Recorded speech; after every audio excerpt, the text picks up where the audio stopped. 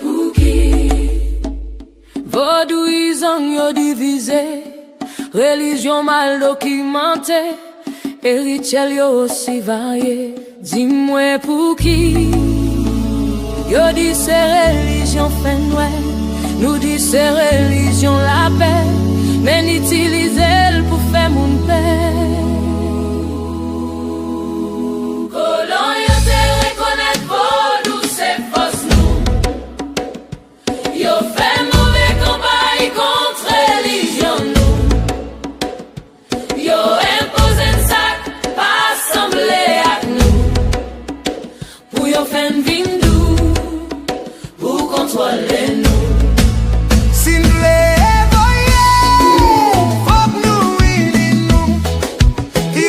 C'est force nous, c'est croyance nous, pas quitter le tomber, c'est l'essence nous, ou qui doit pas qu'aimer, mais faut respecter.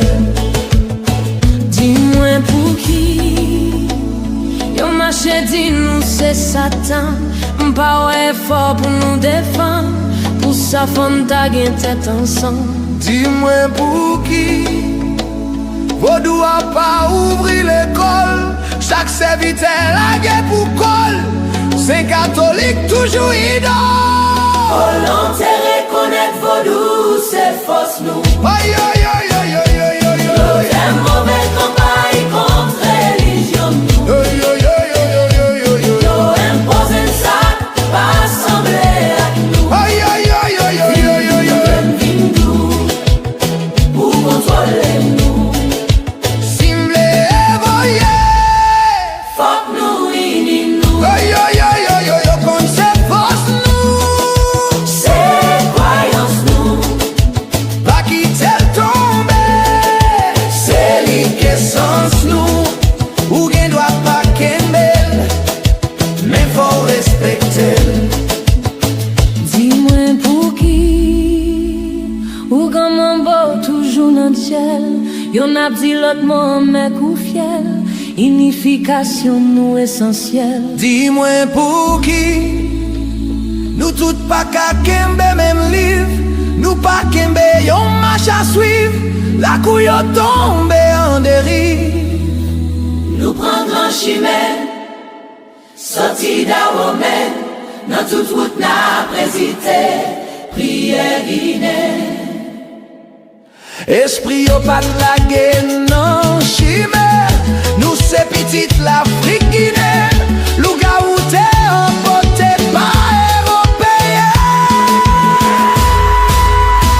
AYIBOBO, awo shanago, awo, awo, awo, awo shanago, c'est Vodou nous. AYIBOBO, awo shanago, awo, awo, awo, awo shanago, c'est Vodou nous. Rentre dans le faux. Oh, oh, oh, oh. Awo, awo, awo, awo, awo shanago, c'est Vodou nous. Rentre dans le faux. Oh, oh, oh, oh. Awo, awo, awo, awo shanago, c'est Vodou nous. Rentre dans le faux.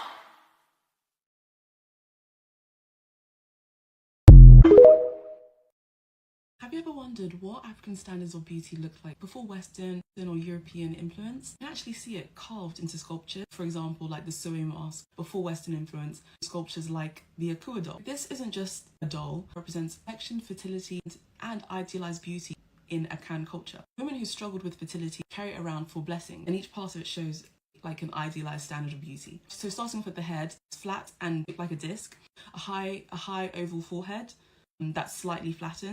But the fact that it's flattened isn't just a standard of beauty, but it was also practical because women would carry the figure on their backs wrapped in a cloth in the same way that women would carry babies. Rings around the neck, some people might refer to them as Venus rings. They symbolize beauty, health, and prosperity. The face of the mask, the mouth is set quite low. It has marks underneath the chin in this particular picture, but I've seen in a couple that they're on various places. On the face represents scarification. which was meaningful. Most Akua dolls have very simplified forms, so horizontal arms, cylinder torso, and small breasts. But some like this one are different. Yeah, before outside influence, African beauty was symbolic but also deeply spiritual. It's really interesting that these dolls represented an idealized sense of beauty the same way 20 years ago a Barbie doll represented the ideal standard of beauty in Western culture. But it's so interesting to see the difference because the Akua dolls spiritual, the purpose in the Akan culture.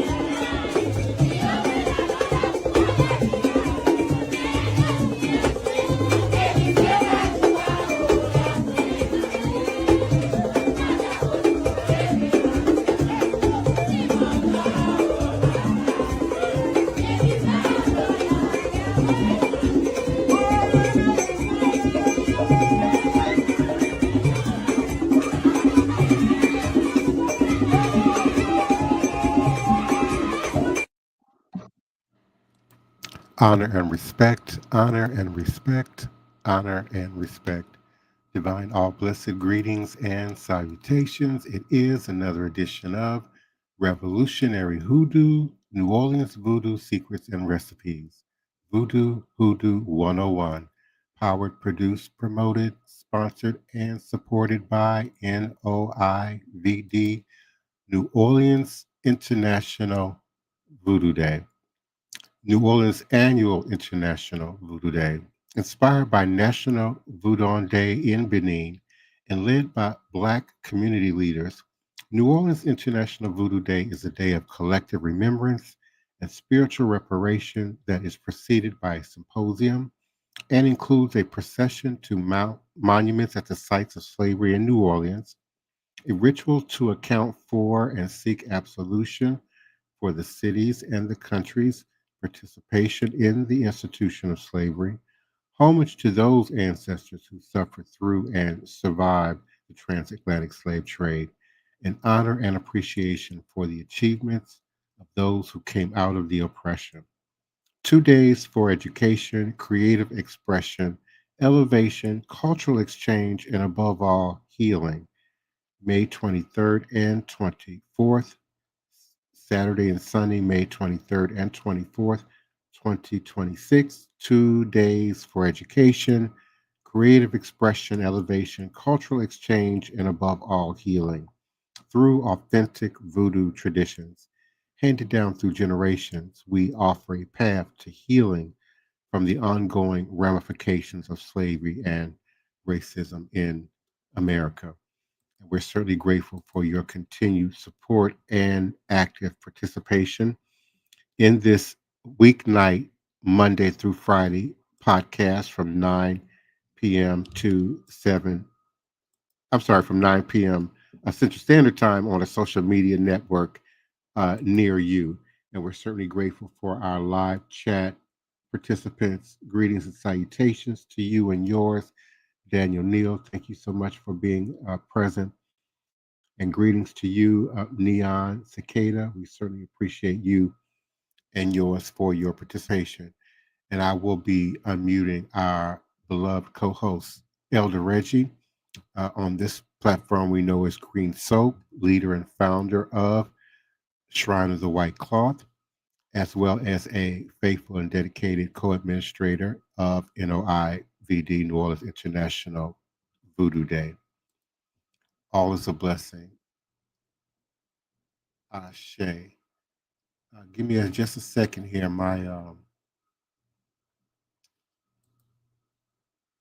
Okay, my computer froze. We are again very grateful for your continued support and participation, not only in our uh, third annual upcoming International New Orleans Voodoo Day, but also in this platform where indeed we seek to educate, re-educate, reestablish the foundation of voodoo and all of its many facets and demonstrations in the so-called New World, but also voodoo worldwide. When you hear New Orleans, what comes to mind? Jazz, gumbo, Mardi Gras beads flying through the air, maybe wrought iron balconies and haunted tales in the French Quarter. And for many, the word that inevitably surfaces is voodoo, a whisper, a shiver. Hollywood has made sure of that, hasn't it? I mean, images of zombies, pincushion dolls, and dark magic. But tonight I want to talk about something deeper, something older, the root, not the caricature, the living, breathing legacy of traditional African religions that form the silent, powerful heartbeat of this unique city. And it didn't start with a spooky tour guide. It began in chains. The story of voodoo in New Orleans is a story of incredible resilience. Enslaved people from West Africa, primarily the Fon, Yoruba, Igbo, and Bakongo peoples, were brought here, carrying within them rich, complex spiritual systems. The enslavers tried to strip them of their culture, their names, their faith. The French and Spanish authorities were Catholic, and they dictated that the enslaved must be baptized. But the human spirit is a stubborn thing, and it finds a way, it adapts, it survives. And what emerged here was a powerful syncretic blend, a marriage of African traditions and Creole culture, merging with French, Spanish, and Catholic beliefs. The enslaved Africans saw parallels between their own spirits, the Loa or Orisha, and the Catholic saints, a supreme creator God, distant from daily human affairs, was like the Christian God, the Father, Bondi. The intercessory spirits, the ones you could interact with every day, those were the ones they focused on. And they gave them the faces of the saints on the walls of the Catholic churches. And it was a brilliant act of cultural preservation, a mask, if you will. They could appear to be praying to St. Peter, who holds the keys, while secretly holding Papa Labat, the spirit who opens the way. And for a long time, the center of this world was a place you can still visit today, Congo Square. And on Sunday afternoons, the one day off, hundreds would gather there. The air would fill with the sounds of drums and chanting, the rhythms of shared heritage that could not be silenced. Observers documented the traditional dances and music, recognizing that a deep connection was being maintained. The space is foundational to American music. It is the heartbeat of jazz, blues, and all that followed. This vibrant spiritual life was later strengthened by the influx of refugees from the Haitian Revolution in the early 1800s, bringing with them a more structured form of voodoo, enhancing what was already present. And this is where we meet the most iconic figure in New Orleans voodoo, Marie Laveau, a free woman of color, a devout Catholic, and a woman who dedicated her life and devotion to voodoo, but also community service and spirit, the undisputed voodoo queen of the 19th century. She wasn't some cackling witch. She was a businesswoman, a healer, and a spiritual leader with immense power and influence across all racial lines in the city. And her St. John's Eve ceremonies along the shores of Lake Pontchartrain and Bayou St. John were legendary, drawing both worshipers and curious onlookers alike. She held private consultations, healed the sick, and formulated gree charms or talismans for protection or luck. But the truth is, the white elite misunderstood and demonized these practices, portraying them as dangerous superstition to justify oppression. Hollywood ran with those sensationalized racist caricatures and notions. Voodoo dolls, which actually come from a European tradition of puppets, were erroneously linked to the practice. The reality of traditional African faiths, ATR, Aboriginal African traditional spiritual systems and religions, and Louisiana voodoo is about community, healing, and ancestral reverence. It's an earth based spirituality, nature based spirituality, deeply connected to nature and the guidance of spirits. It's about seeking balance, justice, and protection. And as I unmute Elder Reggie to come in and please join and assist me in this endeavor. Today, authentic practitioners continue their work here in this beautiful, historic, enchanted city of New Orleans, Louisiana, and often in private sacred spaces, temples, and botanicas. Shops selling herbs, candles, spiritual items, prayers, work, divination. They work to correct the balance and educate the public, emphasizing the profound spiritual tradition that has survived against all odds.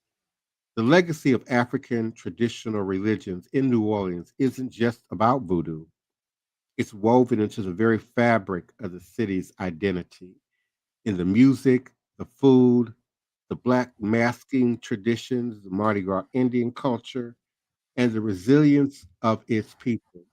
So the next time you think of New Orleans voodoo, try to see past the Halloween costumes. See the strength of people who were faced with the absolute worst of humanity, kept their faith alive while blending it with the very tools of their oppressors. That, beloved, is not black magic. That is the magic of survival, the power of spirit. All is indeed a blessing. Now, please do come on in, Elder Reggie, and join me. Yes. And we certainly appreciate our live chat participants. Thank you, Nina, Cicadas. We certainly do appreciate you. And we will address your question momentarily. Yes. Blessing, Greetings, Divine beloved. Prince. Thank you, Divine Prince. Blessing everyone in the collective audience being in the chat and all other platforms. We give thanks and we are pleased for you showing up tonight because Divine Prince is touching upon a real good topic tonight, and that's voodoo, VOODOO, in the New Orleans area.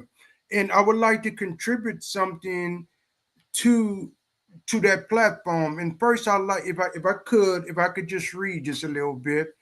And I want to be touching up on what is called a crossroads.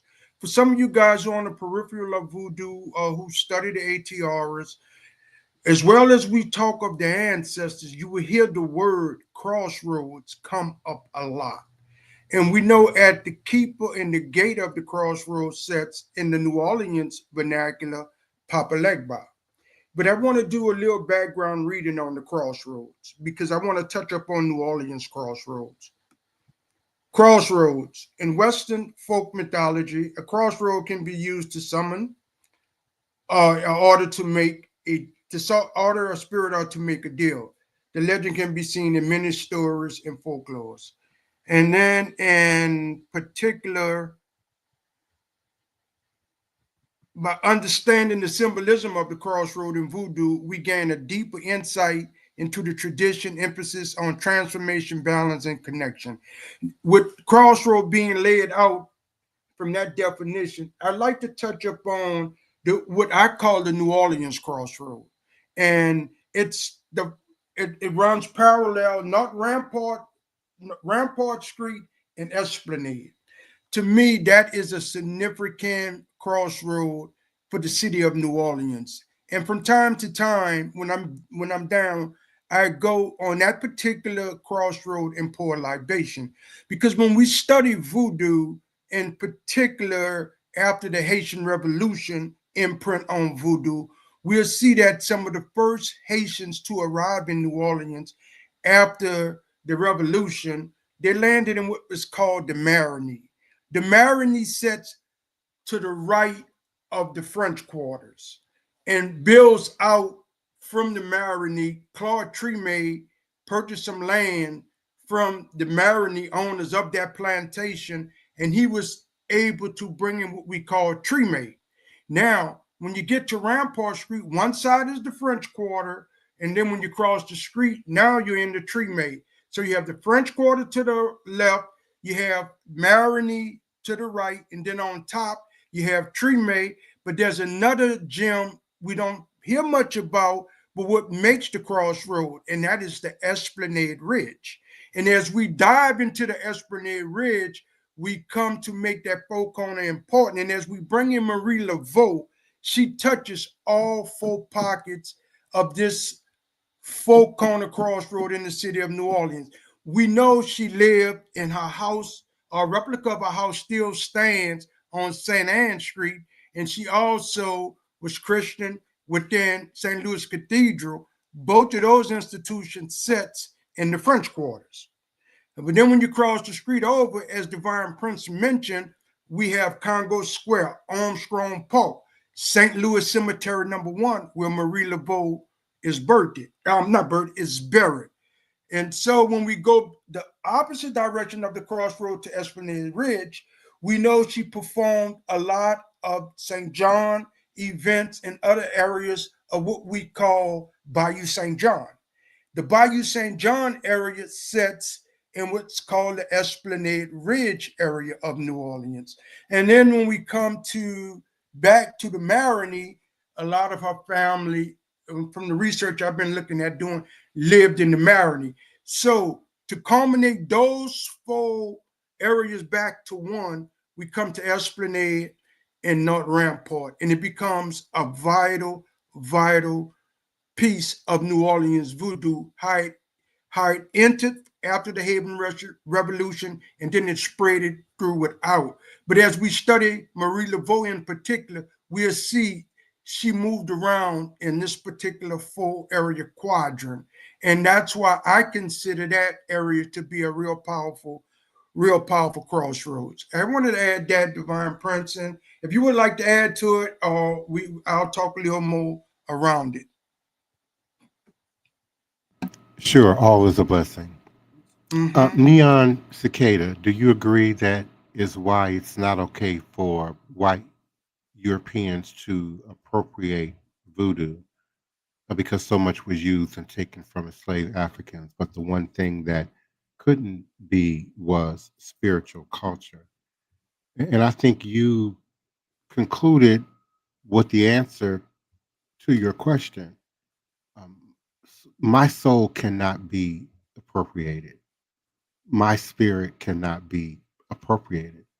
Many people say that hoodoo and voodoo are closed traditions, and I indeed agree. The mysteries, the secrets, the authentic truths of these practices remain closed within our hearts, within our spirits, within the very encoding in our DNA memory. And we know that race, as it were, particularly in this structure, is a human construction. It is not real. However, when we look at ancestors and spirit, we all have ancestors, authentic connection to ancestors and spirit. And so I can't appropriate or steal, the ancestral power and lineage of white folk any more than they can appropriate and steal that of mine. And though we share and often operate in shared spaces, which quite frankly, we almost always have, quite since the beginning, of this conversion, we still have to live up to and walk within Iwa Pele, the balance and divine character for each and every one of us as individuals, but also feed into the collective power and spirit. Ella Reggie often speaks of reincarnation and its presence in these traditional practices. And so when we just limit it to what folks look like, what the shell might appear as, without taking into account spirit, soul, ties, and commitments, then you're doing yourself a disservice in terms of working in the realms of spirit. Go ahead, Elder Reggie. Yeah, yes, Divine Prince. That's well said. And as Divine mentioned, as he passed the baton to me, I like to always reference elevated ancestors. When we are elevating our elevated ancestors at an altar and dealing with reincarnation, we don't know how that ancestor is going to reappear back into this dimension. And so because a person may be white or they may be Hispanic or whatever package you would like to put them in, you and I cannot judge that person spirit and soul. We're looking at the outer package, and sometimes we miss the mark. And we got to be real careful with that. So you bring divination in, and when you divine on a person, and sometimes you'll see that this person lived as an African or an enslaved African 200 to 300 years ago. And now this is the second or third incarnation within a human, within a, let's just say, a European person. But that its soul is trying to work something out as its destiny over a period of time. And so I think we do ourselves a disservice when we look at the outer package and try to use it in the present form to make a judgment that might miss the mark because we are not going deep enough spiritually. And that's what I'd like to add to that. Elder Reggie, can someone from Africa living in the States perform voodoo or hoodoo? Yes, they can. In fact, there has been some Africans from the continent don't know anything about the ATRs while they was living in Africa. They came here for school and things of that nature, got accustomed to the African American culture in America and wanted to partake in it. So yes, because once again, we're looking at these elevated ancestors, and as they're moving within their progeny over 1, 2, 3, 4, 5, 6 generations. So any and everything, when we come down to dealing with spirit, any and everything is a possibility.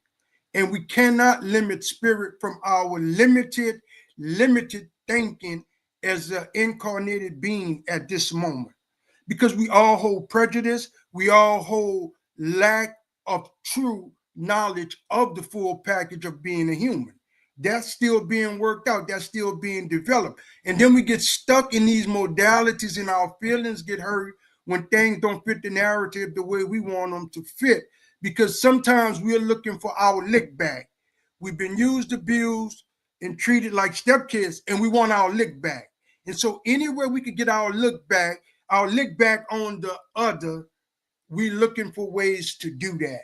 And sometimes in doing that, that's don't really show growth sometimes.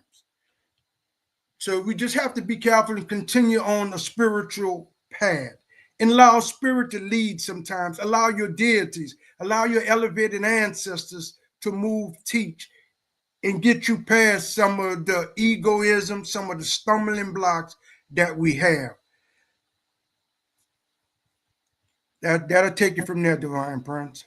Yeah, I absolutely agree Mm-hmm. with that. There's really not much I can even add to that, and we certainly do encourage participation from the if you will. You can certainly inject your questions into the chat box, or you may follow the StreamYard uh, QR code and join us here in this space. What does the relationship between voodoo and Catholicism in New Orleans mean uh, to you uh, personally and specifically, Elder Mm-hmm. Reggie? Yes, being that my family, from the little research I've done, I, I come back to New Orleans. It just seemed like 3 or 4 generations back, they was in New Orleans. They were slaves in New Orleans, and New Orleans being a subsidiary of France, and Catholicism with the Papal Bull edicts and all that, the Code Noir and all that, that was set in Louisiana in particular because it was French. And so we had enslaved Africans coming before the Haitians arrived. That's true enough.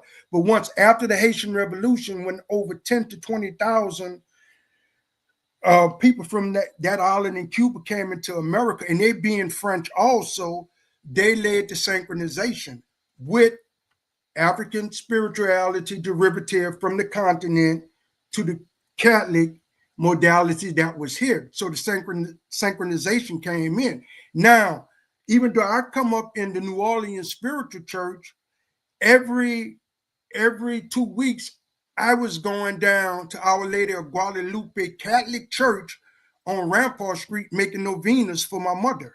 She believed in novenas. She wasn't raised Catholic at all.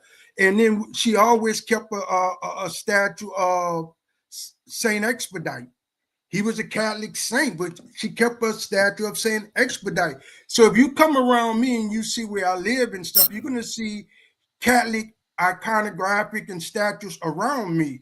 But even though they're giving one energy to you as an outsider, they're speaking in a code and a language to me in another direction. So that's why I am saying we have to open our mindset up, and we can't limit ourselves. In New Orleans, voodoo has survived since the early 19th century in New Orleans because of its merger with Catholicism. And that is still prominent today. Yeah, I absolutely agree.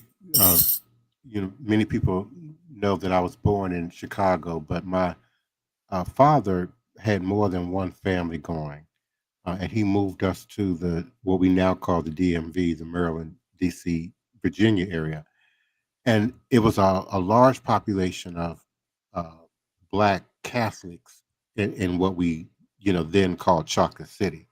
Uh, DC and the surrounding area was considered Chocolate City in the 60s and the 70s because of the high population count of Black African and diasporic population presence in that area.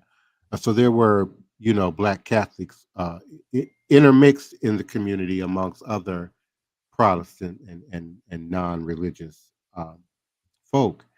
And I, growing up in a Black spiritualist church, Potomac Mm-hmm. Baptist to be more specific, we had these Catholic saints and icons in the Mm-hmm. sanctuary, intermixed with Dr. King, uh, Kennedy, other figures that were prominent to be featured together in that time in many Black and liberationist, I think, households.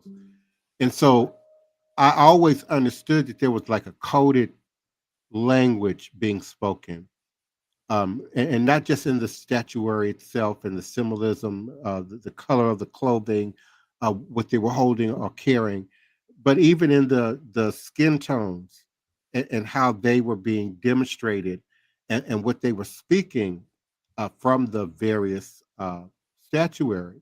And so it would be later on, after getting introduced to Lukumi and Santeria and Haitian voodoo, that I began to understand Catholicism to Mm-hmm. any degree of understanding. And certainly New Orleans um, sort of helps in that education with all the elements of that show up as cultural demonstrations here from, Shrove Tuesday, many of you know as Fat Tuesday or Mardi Gras Day, and other ritual, practices. So that imagery, that symbolism never held sort of that Catholic Christian meaning to me, having grown up seeing this imagery intermixed with Black and African practices and traditions. Happy Feet Junior, certainly there are practices in Voodoo, Hoodoo, Ifa, Yoruba, and I'm quite sure the ethnic heritage and lineage that you inherited from the root that can deal with not so much erasing memories, but um, amalgamating memories and energies and moving beyond blocks. In Voodoo, we say lave tete, or in Mm-hmm. uh, Ifa, Yoruba, Lukumi, Santeria, you might have Ibori performed, which is a form of bringing light, balance, cleansing to the head. And I certainly, in my house, encourage ritual work and application, and in many cases, ancestral work and application. Often these um, memory tracks connect not only to reincarnation and previous life energies, but also inner linked energies among people, families, groups. We say soul entanglements, if you will, often also have some connection to these type of symptoms. I know for myself, I have a profound memory. I can remember things uh, back to being an infant that my parents can't remember. I can remember very specific nuances of things in the midst of multiple strings of communication and stimuli. In a crowded room, I can pick up certain energy and certain symbolism and certain messaging that is, again, connected to ancestral lineage, ancestral memory, and inheritance. But these ritual applications and practices, along with the divination consultations in association with them, can certainly help to highlight what may create these uh, these blocks of energy, these binds that tie us to previous lifetimes, previous incarnations, previous events. There are certain events that happen even in our sort of linear lifestyle, if I can use that, from Mm-hmm. when we were young, that we remember it like it happened yesterday, and it might not matter to the next person, or the next individual. So we carry, volumes of energy from moment to moment, situation to situation, lifetime to lifetime, that must be clearly evaluated and looked at, and brought balance and resolution to. So there's certainly a fix, a repair for what you are seeking. And just one more thing before I allow Elder Reggie to take the mic. Mm-hmm. I'm pretty sure that what you are seeing and experiencing, symptomatically with your brother may also be affecting you as well as other members of the family, just in a very different way. And you may have different modes of dealing with stress, how you problem solve, how you deal with challenges, and so it may show up a little bit more emotionally or even depressive with your brother. But I assure you, it's affecting you as well as the family as a whole. Before I stepped into full-time vocation of ministry and voodoo and spirit practice, particularly in my teens and my 20s, I dealt with a lot of anxiety and depression. Many of you know my story. I was a teenage runaway. I was practically on the street at 14, 15. And society will quickly make you individualize what's happening to you. It's your fault. You did this. What did you do? How did you create this? Without looking at the layered dynamics of situation, environment, the acts and activities of others, that even the magical book, that we call the Bible, says the sins of the father, fall down onto the children. And so this could also be an expression of spiritual sensitivity. You, as well as your brother, may be, just spiritually in tune and moving towards the place of being able to address this work. And so I support you, in your endeavors. I may have received an email from you, and I did respond. So, but I'm here to assist you, certainly, in moving forward. Well, I'd like to add to Divine Prince, and all I was going to say was, hoodoo and voodoo, it's a community. It's ancestral based, but it's also community. It sets up a safe zone. We all going through things, and sometimes we need to release, but we want to release with a community that's not going to backstab us, that's not going to let us down, not going to fiberglass all our business when we go out. So with hoodoo and voodoo, building a safe community so we can release helps with healing anxiety. It helps healing with depression, and it helps heal some other things that we may be dealing with. But we are community-based people. We are family-based people, and we are spiritual people that see our extended family in spirit. So yes, hoodoo and voodoo can help in that particular situation. And as Divine Prince said, he reached out, you have his information, and he followed all the modalities to bring forth healing. So we are ended with that, and we like to put out our next new moon ritual prayer and application ceremony. It will occur Friday, November the 21st, in the sign of Scorpio at 6:30 p.m. That address is 710 Cluett. Street is called the Cluett Garden, a ritual spiritual warfare gathering for those who in the New Orleans area and who can attend. We would love to see you out. We will be there. With that, I'd like to read our least we forget, please.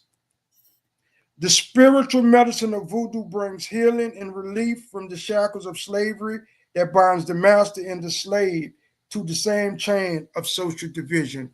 And we're still working on healing that social division. As we say each night, Ashe, Ashe, Ashe. Good night, everyone. We love you, and we'll see you tomorrow night. Adabo. Good night, and Odabo. All is a blessing. Yeah. Fire upon them. Drums of Lagos, bass of Kingston. Clash sound for expose the fiction. Listen. Pretendians, changing face like chameleon. Pretendians, no roots, no dominion. Fire. Say grandma chucked up princess DNA don't blend. Your DNA is from Africa, you're not Native American. Pretendians, changing face like chameleon. Pretendians,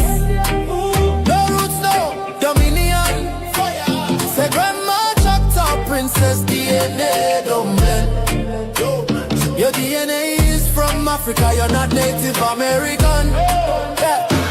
Looking at the mirror, reflection and light. Faking up history, deny. Claiming Hebrew Pharaoh, even Scottish blood. But the truth in your veins run deep like flood. Talking 7-foot aliens landing in the land. Now you're wearing costumes, playing every hand. Culture appropriation from every nation. But the roots of your story miss foundation. Pretenders, changing face like chameleon.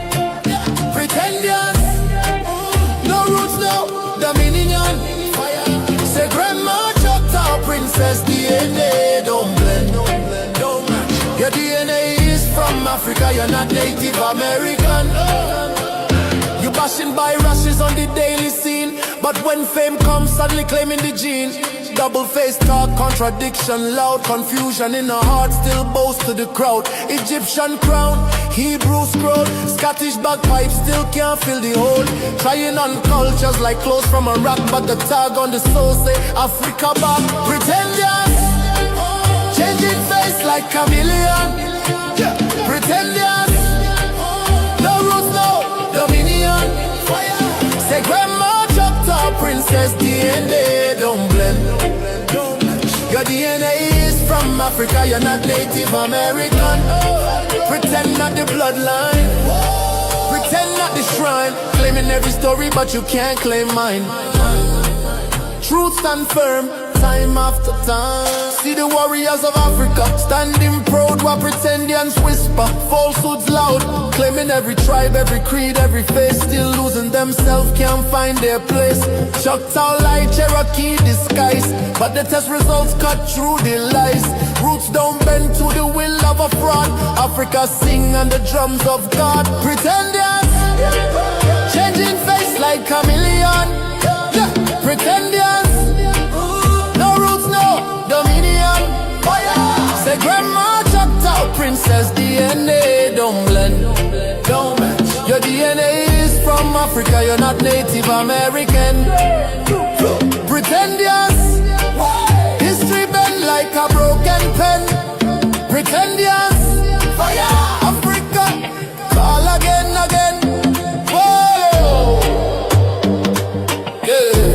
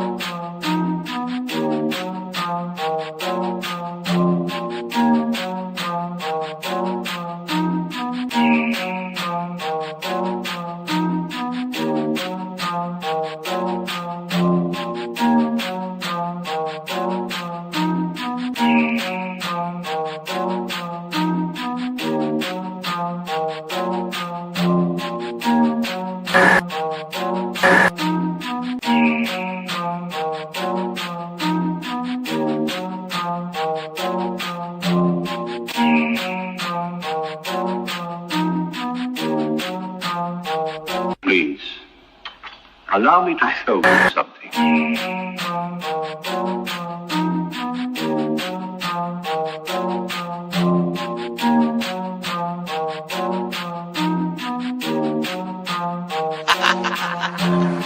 They say I'm crazy and that might be true. I got this white in my DNA, yeah, I'm coming for you. It's time we turn the table, strip these motherfuckers on you. I wanna see you hanging from trees, it's time you pay for your dirt and your showtime. You created the monster, you created the beast. Now all this savagery you just gon' reap. I'm Coming home, daddy, to the plantation, and I'm taking the lives of everybody, including the children, on some Nat Turner. Do you hear that sound? It's about to go down. Unleash the beast, we about to tear this motherfucker down. Do you hear that sound? It's about to go down. Unleash the beast, we about to tear this motherfucker down. I met my girl Harriet at the gate. If you wanna know how she doing, yeah, she straight. But she had one question: when we gon' get up? All that talking tough, yeah, we don't walk it tough. She got it locked and loaded, got that piece up on her side. She looked me in my eyes and said, "Meet you ready to ride?" Moving forward, you gotta use both eyes. Watch your front and watch your back. Keep your hands up on your gas.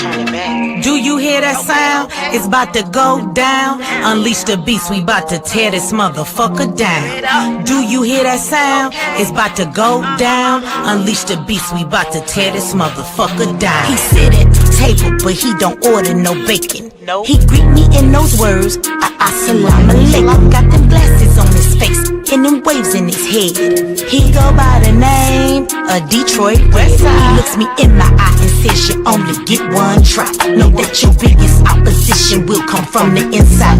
I know you wanna love them all, but don't even try, because they'll smile up in your face while plotting your demise. Do you hear that sound? It's about to go down. Unleash the beast, we about to tear this motherfucker down. Do you hear that sound? It's about to go down. Unleash the beast, we about to tear this motherfucker down.